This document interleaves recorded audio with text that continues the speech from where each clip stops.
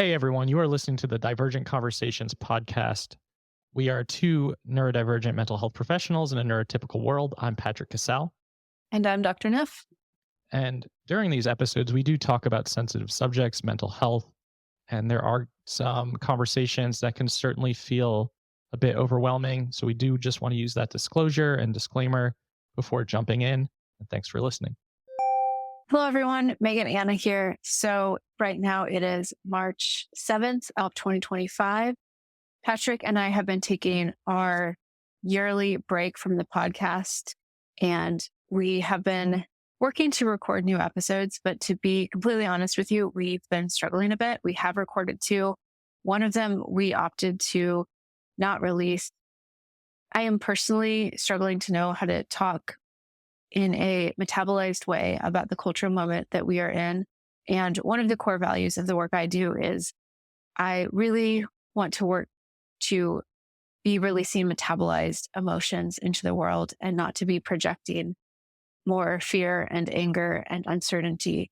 And so in recording this podcast, it is really important to me that I'm doing so from a grounded place. And so right now, we have decided to extend our break by a few episodes. If you've also been following my work at Neurodivergent Insights, you know that I've had some pretty destabilizing things happening in my business that also make it quite hard to, in this moment, want to be perceived. And I'm also spending a lot of time to stabilize my business so that I can continue to support my family and the neurodivergent employees I have. And that has all made it hard for me personally to record episodes in the kind of way that I would want to be releasing emotions and thoughts into the world. We are planning to return, and we will return. We are just extending our break, and so we will continue to re-release some of our favorite episodes from the last year. And we thank you so much for the support of this community. I've been thinking a lot about community this year. I think community really matters. I think belonging and deepening the communities that we have really matters. And I'm putting a lot of thought into how the work I do can lean into that over this next year. And we both really want the podcast to also be an extension of that kind of energy. And so that is why we're taking a little bit more of a pause than we anticipated, but we look forward to returning and continuing the conversation in a metabolized way. Bye for now.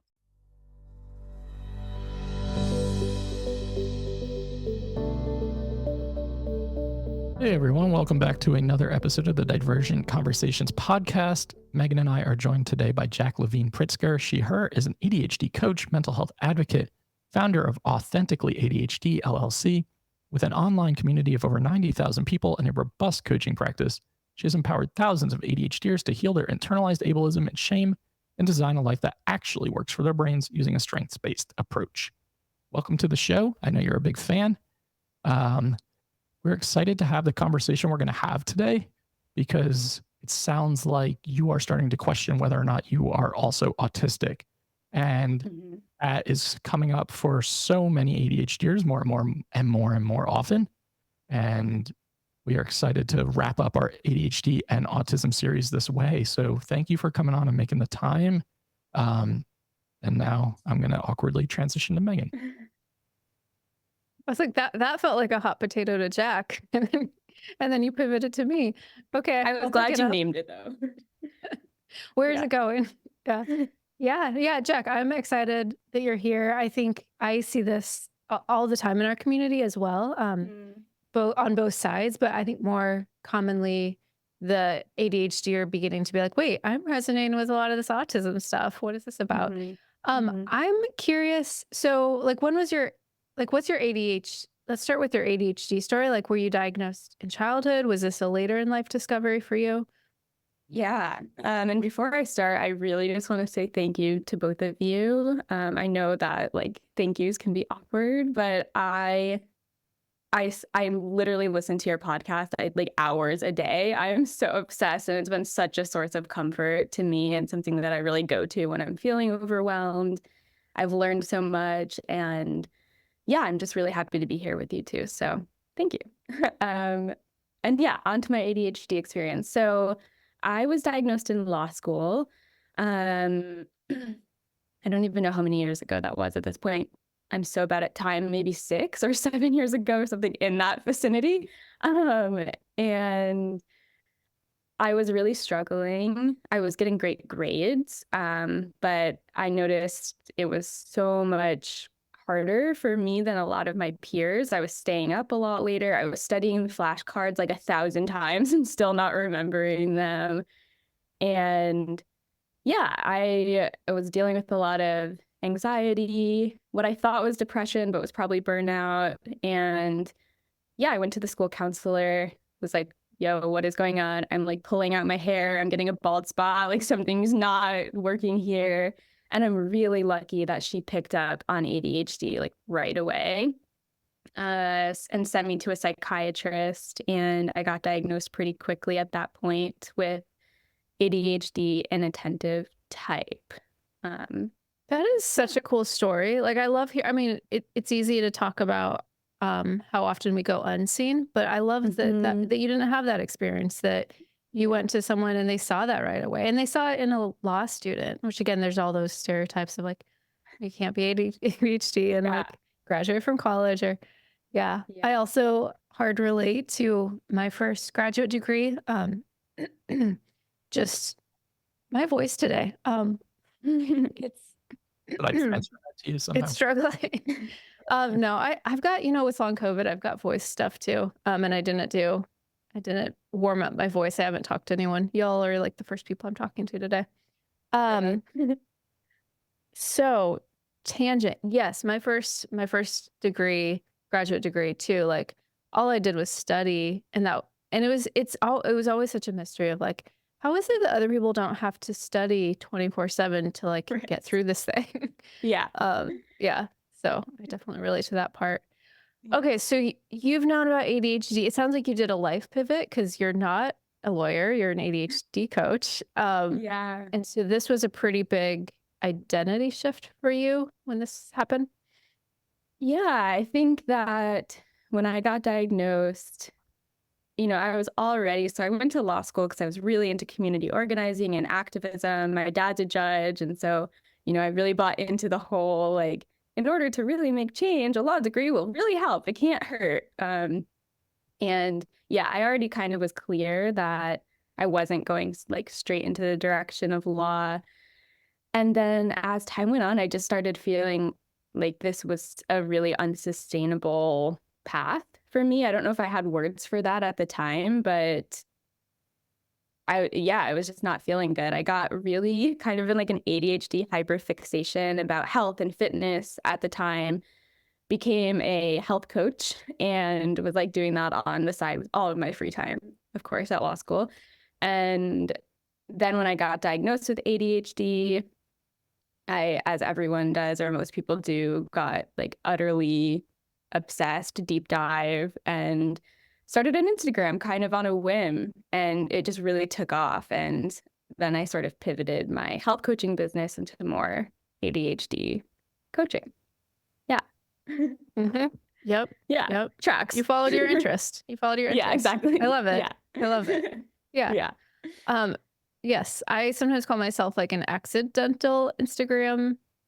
I never know what to call it. I don't like the word influencer, and I don't like calling myself an Instagram therapist, Instagram human, like, because it was just like, oh, I want to like think about this, and I like making designs. So, and then it just like took off, and I was like, oh, I guess I should build a career out of this. Yeah. So Exactly. sounds Lots like you're. Yeah. Okay, so when was the moment where you're like, oh, maybe this isn't ADHD, or like maybe this experience I'm having isn't explained by ADHD. Maybe it's autism. Was it like content you came across? Was it what was that moment? If you have a specific moment. I think there's a few moments. So I would say for the past couple of years on Instagram, I had people commenting on my posts going, hey, you're actually talking about autism, not ADHD, and like you need to figure that out. And I think I was that kind of sparked interest at the time. So this would happen multiple times. Someone would comment that, I was like, oh shit, is swearing okay? I can't Yeah, remember. yeah, absolutely. Sort of like, oh shit, what is this? I would go down a super intense research hole, conclude that I'm not autistic after not like relating as much to the social and communication pieces, and then sort of come back and be like, no, like this is ADHD / OCD / whatever, stuff is going on for me. And then it happened enough times that I really had to like slow down and be like, okay, what is going on here? And I don't remember exactly what prompted me, but I reached out to my friend Adrian. I think their account is like All for the Dopamine or something. I can let you know. They're really cool if you want to connect. And I did a really informal assessment with them, and they couldn't diagnose or anything. We're in different states, so it was more just informal, but they thought that it was possible that I was autistic for sure. And so that really, really then took me on a deep dive. And yeah, I think that it's the pieces that I have most resonated with are sensory pieces, and then more of the special interest and more of like the criteria B kind of fits. Yeah. Mm-hmm. So is that, so now I'm curious. I'm like, okay, my curiosities are divergent. I am curious, like what, if you remember, like the content where people were commenting on that, because I think that does happen a lot where we overshadow our own experiences. Like I was doing that with ADHD. I kept thinking my interest-based nervous system or some of my executive functioning stuff I thought was my autism. And then I was like, oh, wait, no, that's ADHD. So I know that happens. And then I'm having kind of an opposite thought of the other thing that I see happen, especially on social media a lot, is people sometimes, I think out of like, maybe because autism has been so overshadowed historically, sometimes people will like mistakenly start monopolizing traits like sensory sensitivities. Like I've had that on my post where people are like, sensory sensitivities are not part of PTSD. They're not part of ADHD. And it's like, no, actually, we don't monopolize sensory sensitivities. So I also see that like where people will kind of overuse that. Well, they'll be like, oh, well, you're talking about autism, where it's like, no, there's actually a lot of explanations for why a person might experience that. So I'm having both of those thoughts happening right now. Do you remember what you were sharing that people were like, oh, that's autism? I don't exactly, but I do totally agree with you on, I see both of those things happening as well. And I do think that a lot of this was probably around sensory stuff, because I talk about that a lot because that's a huge part of my experience. I can't remember.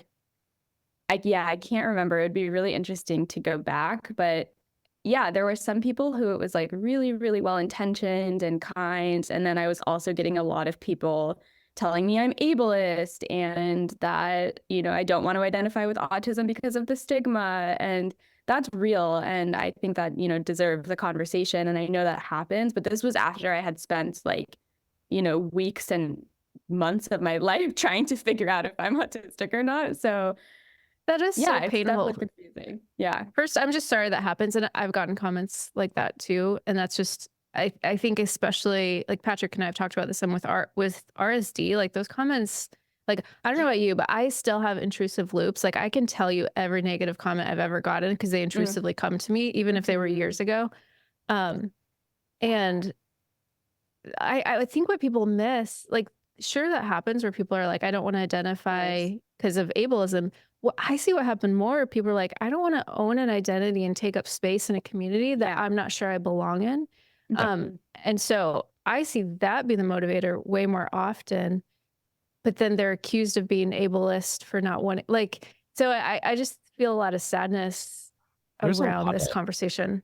Sadness in that. And there's almost like this imposter syndrome-esque feeling that I keep hearing from colleagues and friends who think that they are autistic, right? They're waiting to get testing done. They've done some self-assessments. Maybe they've done something that, like Jack, like you're saying, you did some deep diving. They're like, I think this is me. I don't want to own it yet because, like you said, Megan, I don't want to take up this space in this community if that's not in fact the case. And then there's almost this like imposter syndrome-esque experience where there's so much self-doubt. There's so much like anxiety and dread about what are the testing results actually going to yield? Because if the result in fact is not autism, I do not have an explanation for why the hell my life is the way that it is and why my experience is the way that it is. And I think that is so complicated and so emotionally taxing to be in that like luminal space, so to speak. Ugh. Yeah, that in between space is really brutal, especially if someone is autistic or ADHD and has like a sticky brain. It's really rough. Yeah. I love that what you said, the in-between stage, because especially like you're in the in-between stage and you're public. And so like that has to be so tricky of like, how do I talk about this in a way that like, oh gosh, how long have you been in the in-between space? And yeah, that sounds really tricky. Yeah. Thanks. I would say maybe the first time I made a reel maybe a year ago or so. That's like a total guess. Something in, about a year. And I what is time? And I basically was saying, I get a lot of questions about if I'm autistic, and like the answer is I really don't know. At that time, I said I don't think I am. I really deep dived on it, and there's certain pieces that resonate, but overall, it doesn't fully feel like it clicks. Though, I'm kind of that classic, like, highly sensitive, ADHD, sensory sensitivities, OCD, like, I'm kind of in that realm of things that, like, is a little sus, And so I made that post a while ago. I got a lot of really helpful comments and feedback and kind of took a break, I guess. And then I've been really more openly about it for the past, I would say, maybe four months. I've been really just honest, saying I'm getting an assessment done in 6 days from today, which is really exciting.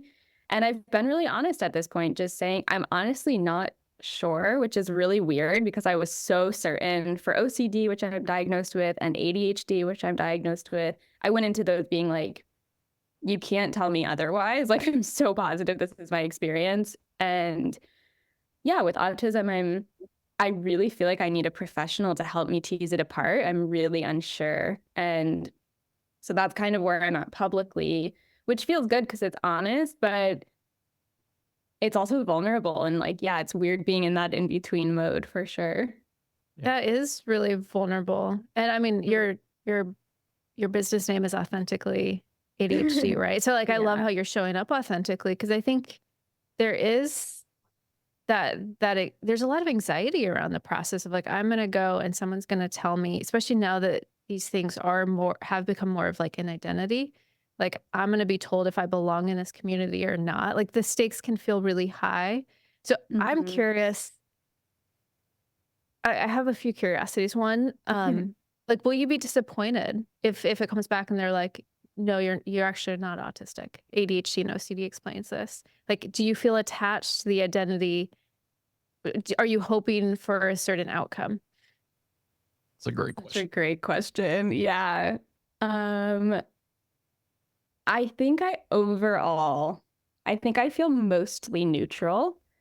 I think that what I most want is clarity and to be able to understand my experiences and to be able to, I think a lot of what is driving me getting an assessment is my publicness. Like, I want to be able to accurately represent what I'm talking about and have clarity about that.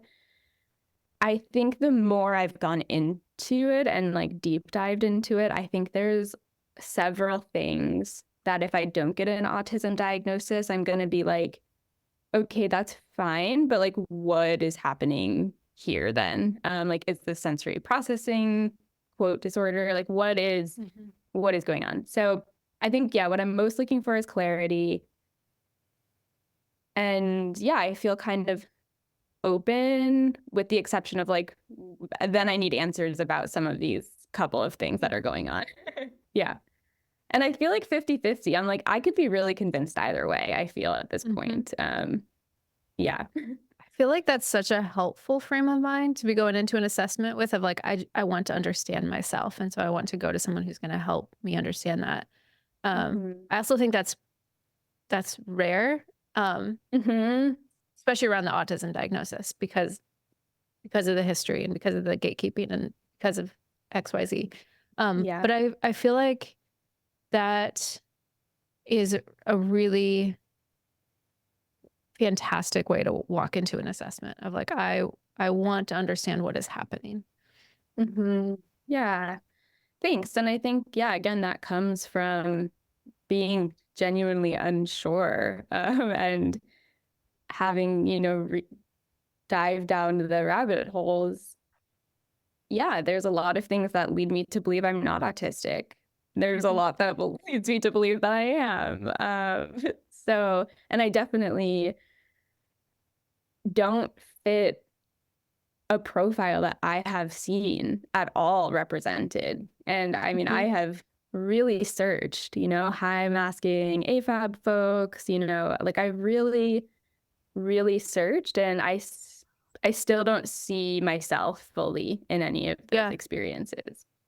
So like, so that is interesting. Like it does sound like you don't see yourself in criteria A, which is like core to the autistic experience of like moving through social space, like doing it analytically. It comes more like intuitively to you.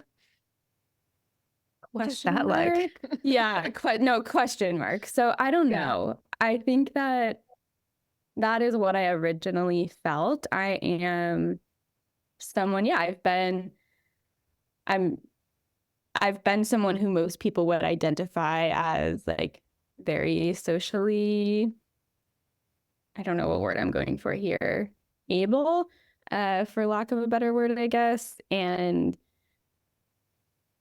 I at first really didn't resonate with a lot of criteria A. The more that I have learned about it, there are definitely pieces that I resonate with a lot more than I previously realized. And the more that I consciously observe myself, the more that I'm seeing these things. And I really struggle with these questionnaires. Like I don't score that high on the CAT-Q. I don't score super high on a lot of questionnaires. But when I had someone prompting me with really specific examples, they were like, bro, like, why did you answer no to that question? You just gave me 7 examples. So I can relate to that really, really hard. Because I was diagnosed ADHD first about 6-7 years ago, and that really made sense. And all of the questions when it came to autism and doing any of the assessments and testing, the yes or no, like I would go into my head about like, well, yes, sometimes, but no, sometimes. And then like, what about in these instances? But I'm like, but the answer is just yes or no. So I just have to pick one. And then if you have examples and someone who's really well-versed in neuroaffirming care, it's like, oh, yeah, I can list 100 examples as to why that's a yes. Yeah. I feel like the autistic response to like those questions is like, it depends. Right. It depends on the context. Yeah, exactly. Like ... asterisk, like in what scenario are you asking me this question? It's not all encompassing. It's like, oh my gosh. Bad. Like, would you rather go to like a party or museum? First of all, like neither. Second of all, like what kind of museum, what kind of party, like what time of day? Like there's not enough context for it's horrible. Yeah, I was wondering as I was taking the assessment, sort of feeling like my approach to the assessments feels potentially autistic. Like I was leaving like 1,000 comments for my assessor being like, I can't answer this question. Like if it were this, then it would be this. If it were this, then it would be this. So yeah, we'll see, I guess. But yeah, the questions are brutal, and I guess like say that again, Patrick. Sorry. The whole process is challenging. Like it's designed 9 times out of 10 to be like such a sterile environment where you know you're going there purposefully for a reason, but it feels like meta in a way. I'm like outside of myself, watching myself do this stuff. And unless you get a really good testing psychologist, like someone who does the deep diving, like Megan's talked about her process, like really going into special interest deep dives and things like that, instead of just reading off question after question, it's so complicated.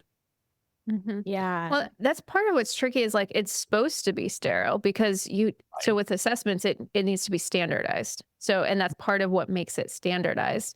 But then you look for the process, right? So like there's some assessments, a lot of them where you're literally as the assessor, they give you, there's like a script, like try your best. Like that's all like on cognitive, as if there's questions people have on cognitive tests, it's like, I can either repeat the question or it'd be like, try your best.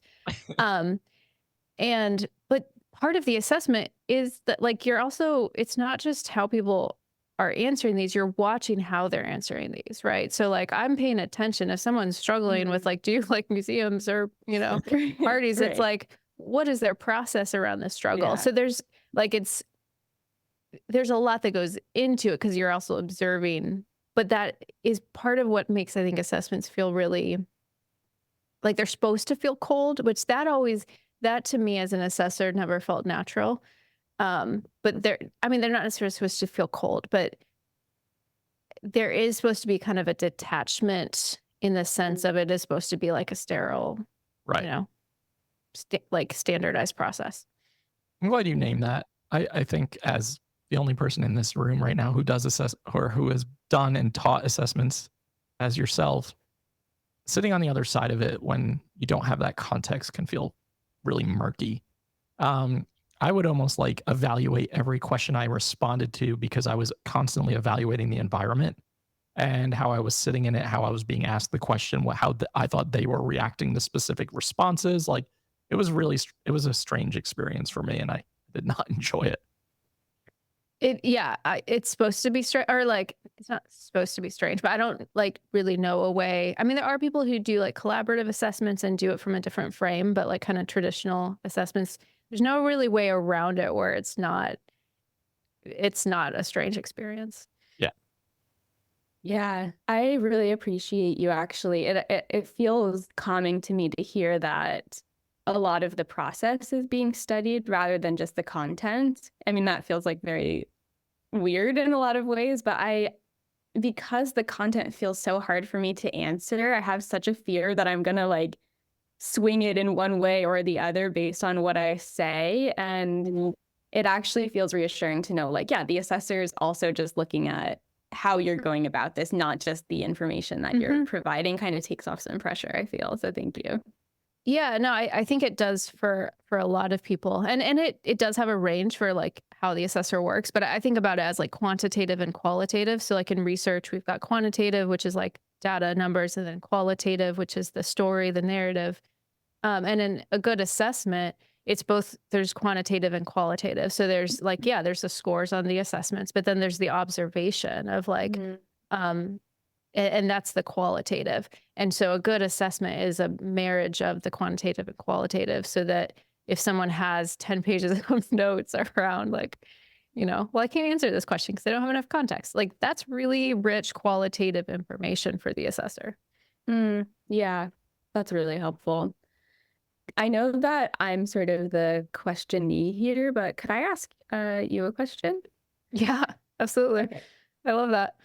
Cool. So yeah, I guess first of all, before I do that, I just want to name that my assessor is someone that specializes in working with high masking women for the most part. So that feels really good for me. I've also seen her share some of your graphics and I'm like, yes, okay, cool. So we're in the same world. We're on the same page. That feels really good. Okay, so my question is, I'm curious if you have seen folks who like definitely check criteria B boxes and meet and like definitely have some criteria A.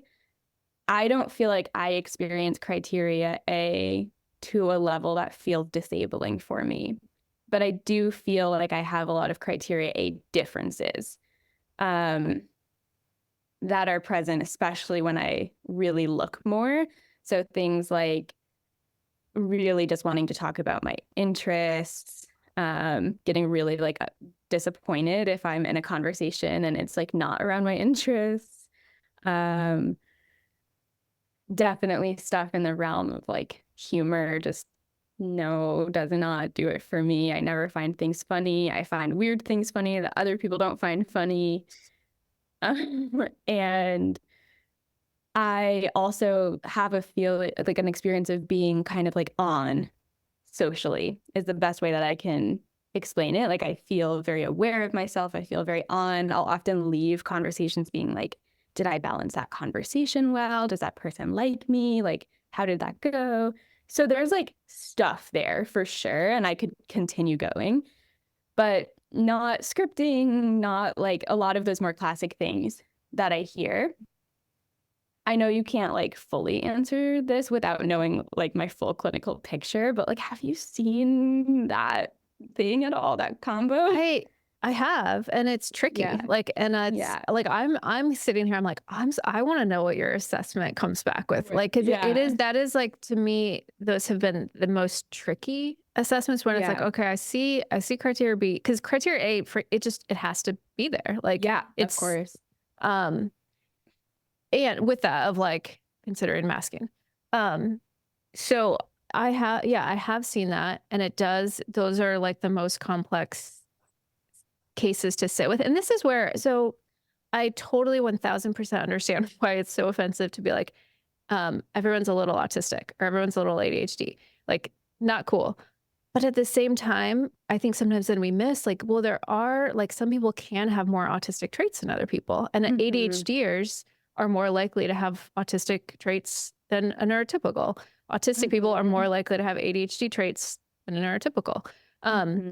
And I don't think there's enough conversation around like allowing for the possibility of, yeah, someone could be ADHD, OCD, and have like a bunch of autistic traits, but like be below threshold.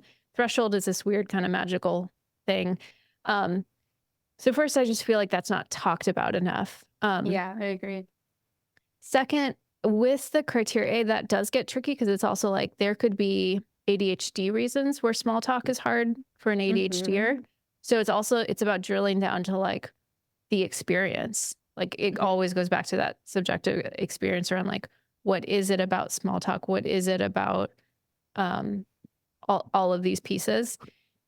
And again, that can be tricky to tease out. But there is, I mean, this is where it's really good you're working with someone who knows masking, because I do think a lot of us, when we have masked these things, like our whole lives, these things become so automatic that we're not aware until we're aware.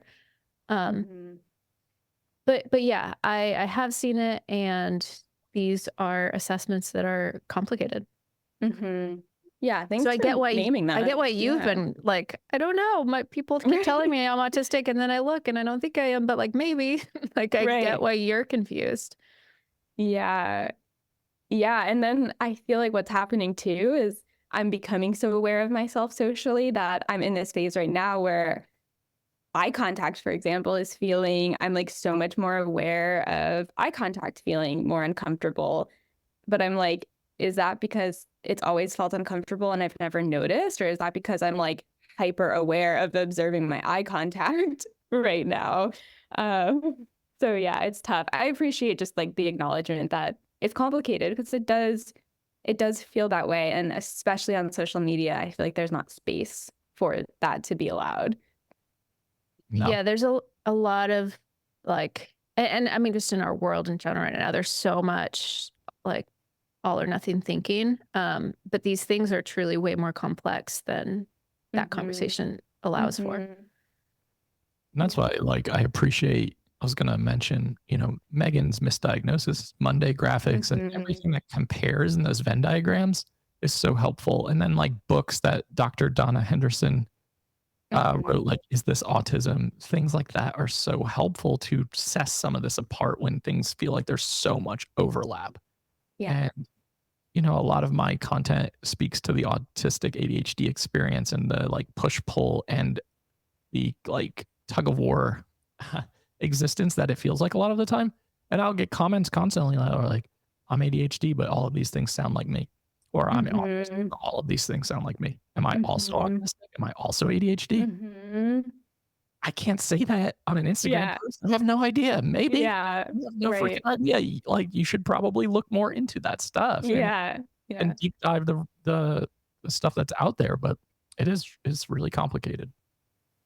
Yeah, it is. I love those posts that you make, by the way, and I so resonate with them. I definitely tend to resonate with AuDHD content a lot, for sure, and that kind of like tug of war experience. So, but yeah, I get the confusion, and you can't. It's so hard to know. It's so hard to know.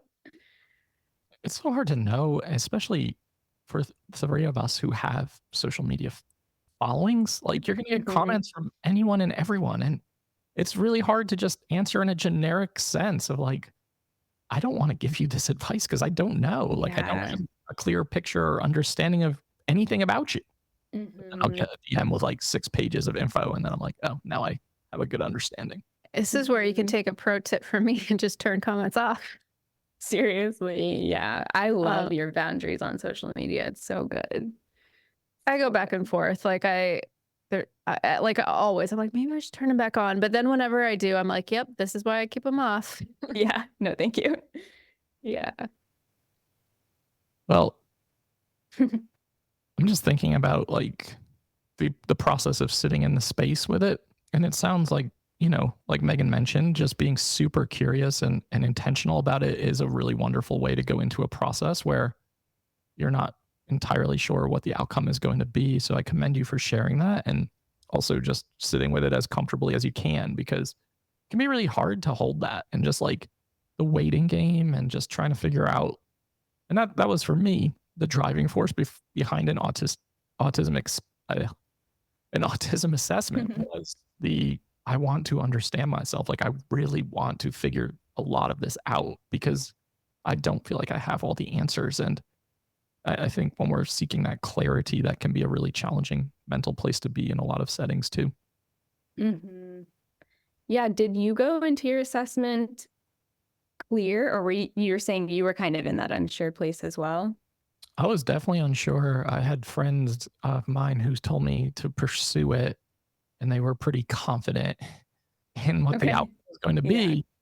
I think I was in a place of much more internalized ableism at the time, where I was just like, not autistic because of example A, B, C, D, E, F, E. When I got my results back, and I've said this many times on here, but like, I told my wife first, and she was like, yeah, no shit. And I was like, oh, okay. Well, that's not exactly what I was looking for, but so that would be an interesting conversation, like the different spaces we're in when we go into an autism assessment, because I would say the majority of people like that I know go into an assessment already self-identified, and so the stakes feel really high. And I just think that changes the nature of an assessment so much. I mean, that's where I like when I got diagnosed, like I had already self-identified. I was already creating content. And that really does change the experience, which is that'd be interesting. Like that, I feel like that part of the assessment process isn't talked about enough. And I hear it talked about from assessors of like, that's a hard way to go in as an assessor when someone is already really attached to an identity, because part of an assessment, like you need to go in with a lot of openness and curiosity. Maybe it's this, maybe it's this, maybe it's that. Right. And I think that has changed. Like that's part of the flavor of autism assessments, at least in the States right now, in adults. I'm just kind of riffing at this point, but no, that's a great point, because I think that can almost impact the way you respond to certain responses and answers too, right? If I'm so attached to this identity that I have self-identified with, and this question feels like it's one of those on the fence questions, am I going to lean more right or left because I'm so invested in the outcome? And then is it going to look like I'm malingering? Right. Because I'm so invested in the outcome. And because I've heard all the scary stories about how often autistic people are invalidated. Right. Yeah. I mean, it's not like I was talking about how important a sterile environment is. Like adult autism assessments, given the state of affairs, is not a sterile environment because we're coming in with those of us who are already attached to the identity are coming in with fears of being invalidated. And then assessors might be coming in, depending where they're at, they might be coming in with like, oh, it's another TikTok assessment, or they might be coming from a neurodiversity affirming framework, which would be very different. But like, yeah, it's just, it's not a sterile assessment environment given the conversation around adult autism right now and how polarized the views are. That's a great point. Yeah. Yeah, it's interesting. I feel like, and I'm very open to this being internalized ableism. I'm not really sure what's going on here for me, but it might be like OCD. I don't really know. I feel like whenever there's a question that I could lean one way or the other, I'll answer it away from being autistic. And I really don't think it's because I don't want to be autistic. I mean, I have so many autistic friends. I love autistic culture. I love autistic people. Like, I really don't think that's what's going on here. I think it's like I have this fear for some reason that I'm going to go into this assessment, and because I'm there, she's going to think, okay, this person wants an autism diagnosis, and I feel like I'm going to somehow like manipulate the assessment to like say I'm autistic if I'm not, which is just like a point of I just want like accuracy. That's really what's going on there. Yeah. So when I like in my first 6 months discovery, I think I retook like the screeners, like the CAT-Q, the AQ, the RADS, like so many times. And this time I was like, okay, I'm going to answer so conservatively. Like, and I seriously probably took all of them like 10 or 20 times. And with being with like, okay, well, I could say yes, but I could say no. So I'm going to say no this time. So I did the exact same thing. And it was the like fear, again, that fear of like, I don't want to take up space and falsely claim this if I'm not right about this. And that was such a big fear. Like, I don't have that anymore because I'm 3 years in and my autism feels very like, it feels more evident now than it did 3 years ago. But in that first year, that was like such a really big caution of me around wanting to be accurate and not wanting to claim something that wasn't mine. Yeah, it's nice to hear I'm not alone in that. I've also taken the test like so many times, which actually leads me to like a kind of side note topic question. Can I drop that in quick? Yeah. Okay. The assessment that I score like wildly high on, like higher than even a lot of my AuDHD friends, is the monotropism or tropism, I don't know how you pronounce it, questionnaire. And I don't know, I'm curious if you have thoughts on that. I've heard sort of like, from what I've researched, it's obviously started as a theory of autism, but I know a lot of ADHDers can have higher monotropism, but it seems like the research is that like AuDHD tends to be highest. What do you see with monotropism and across these neurotypes? So monotropism is like still relatively new to me, as like I think I've come across this concept in the last year or so. And I think I've seen the screener that's floating around that you might be talking about, and I did note on there that they're saying like, okay, this is a common trait in autistic people, but this isn't diagnostic of autism. And I think this is part of like the shift we're living in is most of the like standardized screeners that we have out there and assessments are built on the DSM. They are built on this deficit framework. Now that we have more autistic researchers and clinicians out there, we're getting to the question beneath the so-called symptoms of like, well, why do we do that? And so now we're seeing more like screeners for like monotropism of like, because this is an organizing principle that explains the autistic brain. I really hope in the next 10 years, we see more of those sorts of like screeners and tools enter the assessment process. So that doesn't fully answer your question, but it's more this issue of like we're starting to understand. Like I just read a really interesting article that just came out about flow state and how it was recontextualizing autism, again, quote, symptoms as like these are behaviors of like when a person is trying to get back into flow or when they're not in flow state. And basically autism is a desire to always be in flow state. It wasn't quite said like that.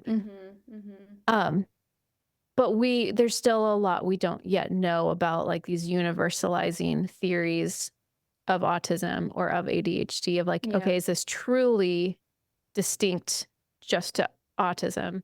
But I mean, monotropism is a like very autistic experience. But yeah, so I don't know that I fully answered your question, but yeah. I think it's great. I love that you're just acknowledging that there's a lot that we still don't know. And I think that's something that's also really left out of the dialogue a lot, but like, there's just still so much unknown. And we're in a lot of ways just kind of like taking our best guesses. And some of those are more educated than others. And we're really new to figuring it all out. We're new. And then like the clinical side of things, right? So for those who are going the medical route, like, right, they have a lot of catch up to do. And so, and that's, I mean, I feel like that happens in kind of all scientific fields of like, you learn a thing and then it takes 20 years for it to trickle down. Hopefully it won't take 20 years, but, so there's also that just, science moves slow. Yep. Are we at that time? Reading the energy. This was a cool conversation. I'm actually happy we wrapped up the 2 series back to back like this. I think a lot of people are in this space that you're in, Jak. Just that questioning phase and really wanting to figure out the answer and the solution and some clarity too. And I hope you will keep us informed on how it goes and if you're willing to. And I'd really be interested in that for you. Yeah, sorry, my cat's meowing in the background. I don't know if you could hear it, but it definitely distracted me, so I apologize. But yes, I will absolutely keep you in the loop about it. I think it'll be really interesting to see what we find out. I should know in a few weeks. Oh, wow. That's a fast process. I will be so curious. Yeah. Yeah, thanks for having me. Again, it's just really cool to get to talk to you both and hear both of your experiences more.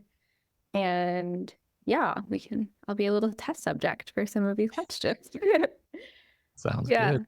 Yeah, I really appreciate your vulnerability just because I think there are so many people who live in this liminal space, this in-between time, and it can be a really anxiety-inducing time. So I really appreciate you sharing what this process has been like for you, both as a human, but also to be doing this process publicly. Yeah, I appreciate that. Thank you. Jak, will you tell the audience where they can find more of what you're doing and how to contact you if they want to work with you? Sure. Yeah. So I hang out, I would say, mostly on Instagram. So that's Authentically ADHD. And then I have a website, www.authenticallyadhd.com. You can read about the different stuff I'm doing or send me an email through there. And I've got a bunch of got a membership and coaching and stuff like that. So, and if anyone is also in this process that's listening and wants to share their experience with me, I'd be super down to chat. Cool. I love that. And we'll have that in the show notes for all of you so that you have easy access to all of Jak's information in case you want to look up what they're doing. And really, thank you so much for coming on and sharing this journey for yourself. This is a really cool experience to kind of talk about publicly. Yeah, thank you for having me. And to everyone listening to Divergent Conversations, new episodes are out on Fridays on all major podcast platforms and YouTube. Like, download, subscribe, and share.